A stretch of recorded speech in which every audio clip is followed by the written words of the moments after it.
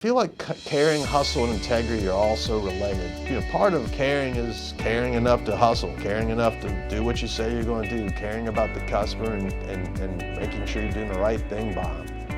But it's having enough self-worth and believing in the value in this organization and teammates and your customer, believing that all those things have importance, value, and wanting to not let those people down.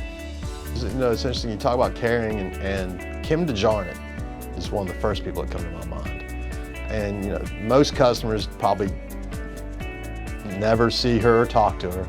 She's in the accounting department. She's been with us for a long. I'm not going to say how long she's been with us because she looks too young to actually have been here that long.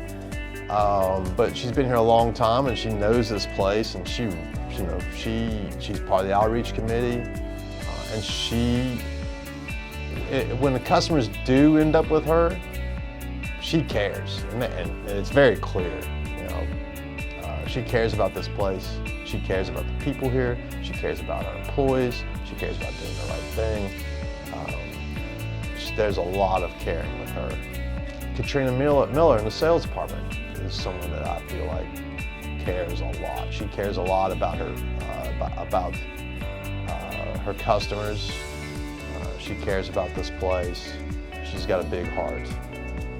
Matt Wingfield, another guy that really seems to care. Another big heart person. I get lots and lots of people bragging about how nice he is, how engaging he is. You can tell when you deal with him that he cares. He cares about the folks that come and see us. Caring is very evident in him. Big smile on his face. And I think that that's kind of the basis for caring.